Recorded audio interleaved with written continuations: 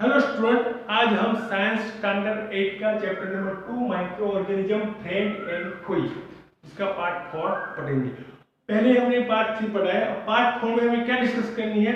तो first, disease causing micro organism in humans, मतलब human के अंदर जो माइक्रो ऑर्गेनिज्म की वजह से जो डिजीज होते हैं, वो रोग होते हैं वो। दूसरी बात, disease causing micro organism in animals, प्राणी के अंदर जो डिजीज होते हैं माइक्रो ऑर्गेनिज्म की वजह से, ये हमें बता रहा है, ये डिस्कस करने वाले। तो first, disease causing micro organisms in humans.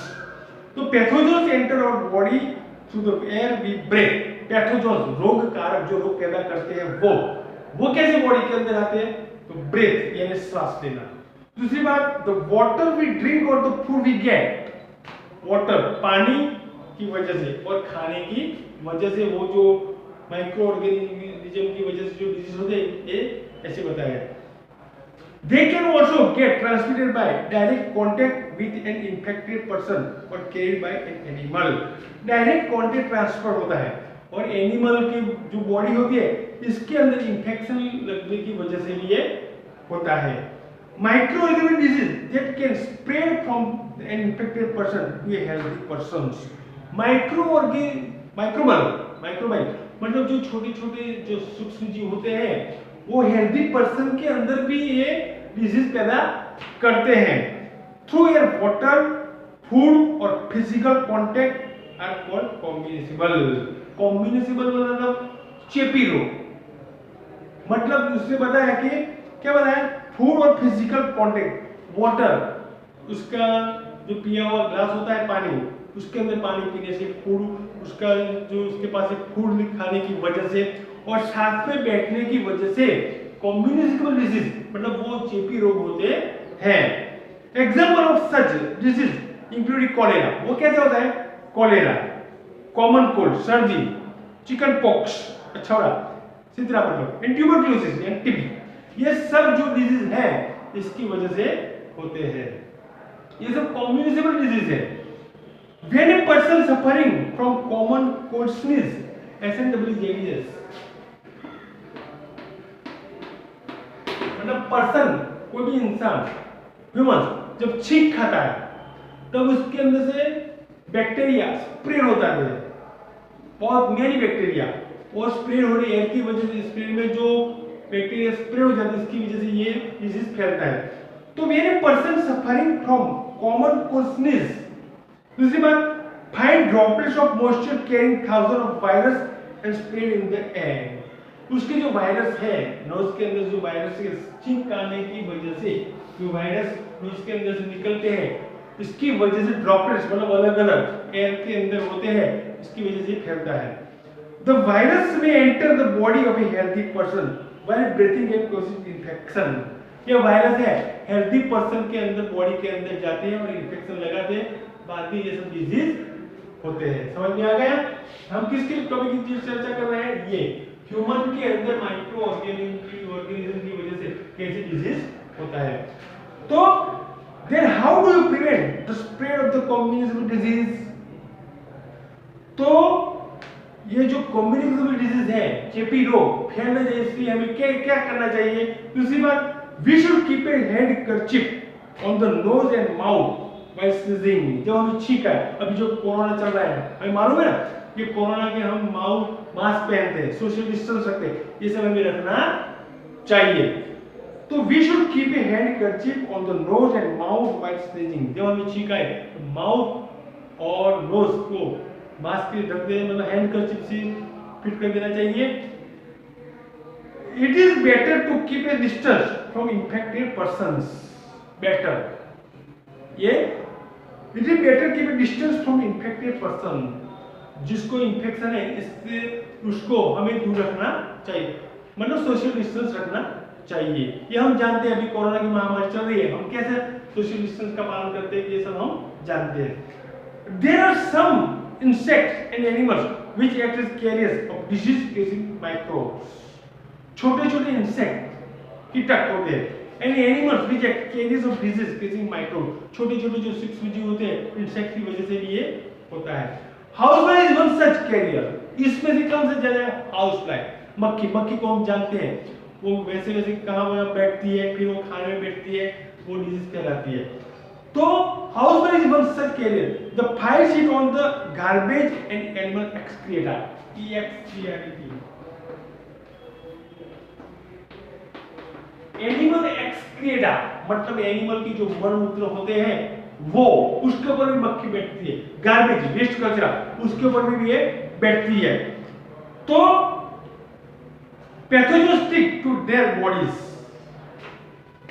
Pathogens मतलब जो जो रोगकारक जीव होते हैं वो stick to their bodies. When this flies sit on uncovered food they में transfer the pathogens. Uncovered food मतलब जो खाने का होता है वो ढका हुआ नहीं होता। हमारे किचन के अंदर जो कुछ समय ऐसा होता है जो बिल्कुल रोटी होती है, खाना होता है, सब्जी होती है, उसको ढकते नहीं, लेकिन कुछ ऐसे जल्दी भी ऐसा हो जाता है तो उसको ढकना चाहिए, ऊपर बर्तन रख देना चाहिए, क्योंकि उसके अंदर मक्खी भी आके बैठ सकती है। अनकवर्ड फूड दे में transfer the pathogen whenever its contaminated food is likely to get sick, so it is advisable to always keep food covered। मतलब हमारे घर के अंदर बाहर जो भी खाना चाहे बिल्कुल हाउस फ्लाई से उसको बचाना चाहिए। कोई भी एनी इंसेक्ट, छोटे छोटे जो इंसेक्ट होते हैं उसको, जो खाने पर बैठते हैं उसको कवर मतलब उसको ढक देना चाहिए, उसके ऊपर बर्तन रख देना चाहिए, तो उसके अंदर हाउस फ्लाई बैठेगी नहीं। Avoid consuming uncovered item of food. Another example of a carrier is the female Anopheles mosquito। हम जानते हैं कि फीमेल एनोफिलिस मॉस्किटो मतलब मादा एनोफिलिस मच्छर होता है वो which carries the parasite of malaria, Plasmodium, वो मलेरिया फैलाता है। तो मलेरिया किसको फैलाता है? मादा एनोफिलिस मच्छर। दूसरी बात, female Aedes mosquito acts as carrier of dengue virus. Aedes mosquito उसका नेम है, वो डेंगू वायरस फैलाता है। How can we control the spread of malaria और डेंगू? उसको भी कंट्रोल कैसे करना चाहिए? मलेरिया और डेंगू को हमें कंट्रोल कैसे करना चाहिए, ये सब हम पढ़ लो। ओके, अब तो फीमेल एनोफिलिस मॉस्किटो ये फिगर दी हुई है, देखो ना। अब why does the teacher keep telling us not to let water collect anywhere in the neighborhood? मतलब तुम्हारे नेबरहुड मतलब तुम्हारे आसपास टीचर हम सब बोलते हैं, और हम सबकी बात, हम सबको ये लागू पड़ता है कि हमारे घर के आसपास पानी कलेक्ट करना चाहिए, मतलब जो भीगा पानी होता है वो रहना चाहिए नहीं, ड्राई होना चाहिए। मतलब जो मलेरिया और डेंगू से बचना है तो ऐसा करना चाहिए। All mosquito breed in water, breed यानी प्रजनन, एक में से ज्यादा मच्छर पैदा हो जाते हैं, हम जानते हैं। ब्रीड यानी वाटर, वाटर के अंदर पानी के जहां पानी भरा हुआ तो देख लेना वहां मच्छर ज्यादा होते हैं, ब्रीड हो जाते हैं, ज्यादा हो जाते हैं, एक में से ज्यादा मतलब प्रजनन हो जाते हैं। तो hence one should not let water collect anywhere, मतलब पानी एक जगह कलेक्ट करना चाहिए नहीं। इन कूलर्स के अंदर नहीं, टायर्स के अंदर नहीं, फ्लावर पॉट के अंदर भी नहीं। Flower pot act.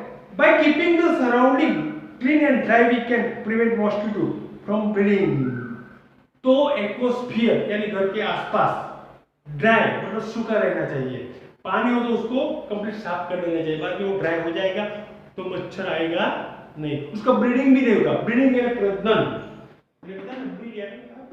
ब्रीडिंग एक में से ज्यादा हो गया वो बंद हो जाएगा ड्राई होने की वजह से। जो सोइल बिल्कुल ड्राई होगी उसमें से कुछ प्रॉब्लम होगा नहीं। Try to make a list of measures which help to avoid the spread of malaria। हमें ऐसा try मतलब प्रयत्न करना चाहिए तो मलेरिया को हमें रोक सके। Table 2.1 some common human diseases caused by microorganism। तो माइक्रो ऑर्गेनिज्म की वजह से ह्यूमन को कैसे कैसे डिजीज होते हैं और उसको कैसे रोकना चाहिए, मैं ये टेबल 2.1 में बताता हूँ। ये टेबल है उसके अंदर, देखो देख लेना। ह्यूमन डिजीज तो पहले ट्यूबरक्लोसिस, क्वेश्चन माइक्रो ऑर्गेनिज्म तो बैक्टीरिया की वजह से, मोड ऑफ ट्रांसमिशन एयर में फैलता है। दूसरा मिर्स यानी ओरी वायरस और वो भी एयर। थर्ड चिकन पॉक्स, अच्छा बड़ा virus air contact, chicken pox virus air contact. दूसरा पोलियो वायरस एयर वाटर। तो ये सब सो प्रिवेंटिव मेजर जनरल, हमें इससे क्या बचने रहने के लिए हमें क्या करना चाहिए, बच के रहने के लिए हमें क्या करना चाहिए? Keep the patient in complete isolation, उसको आइसोलेशन में रखना चाहिए, अलग,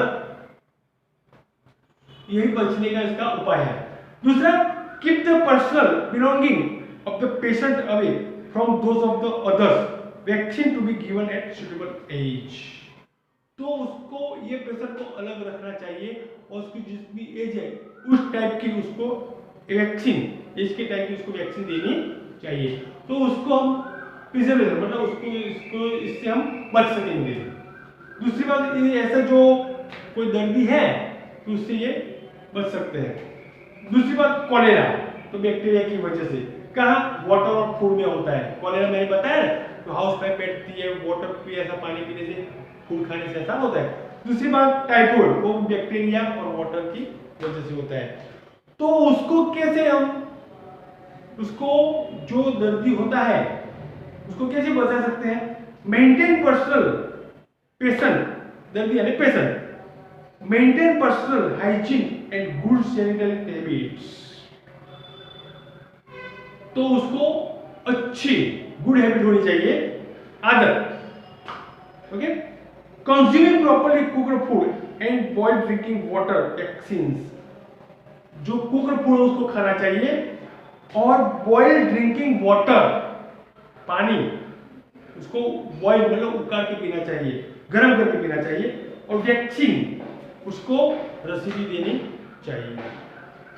थर्ड, हेपेटाइटिस ए, वो किसकी वजह से फैलता है? वायरस की वजह से, और वो वाटर में भी होता है, वाटर की वजह से भी होता है। तो drink boiled drinking water vaccine, मतलब मैंने बताया उबाला हुआ पानी पीना चाहिए और वैक्सीन देनी चाहिए। और मलेरिया, तो प्रोटोजा, प्रोटोजा यानी प्रजी बोलते हैं उसको, और मॉस्किटो, जो मच्छर की वजह से वो फैलता है। Use mosquito net and repellents, मतलब मच्छरदानी लगानी चाहिए, repellents, mosquito repellents. Spray insecticides and control breeding of mosquito by not allowing water to collect in the surrounding, उसका स्प्रे रहता है, स्प्रे, उसको स्प्रे करना चाहिए। और घर के आसपास जो जहां तुम रहते हो, जहां स्कूल में भी, एनी जगह जो पानी नहीं होना चाहिए, वाटर कलेक्ट करना चाहिए नहीं, तो ये बंद हो जाएगा। तो some of the common disease affecting humans, their mode of transmission and few general method of prevention are shown in table 2.1। तो कॉमन डिजीज है, सब कॉमन डिजीज है, रोग है, वो कैसे फैलते हैं और उससे बचने के लिए क्या करना चाहिए, ये मैंने ये टेबल 2.1 में बताया। अब disease causing micro organism in animals, दूसरा topic, disease causes micro organisms in animals. मैंने ह्यूमन की बात बताई, ह्यूमन के अंदर कैसे कैसे डिजीज होते हैं, कैसे कैसे फैलते हैं, एयर वाटर ब्रेथ की वजह से, ये सब मैंने डिस्कस की। अब एनिमल के अंदर क्या होता है, छोटे छोटे माइक्रो ऑर्गेनिज्म होते हैं, वो एनिमल के अंदर कैसे डिजीज फैलते हैं वो डिस्कस करेंगे। तो several micro organism not only disease in humans and plants, सभी जगह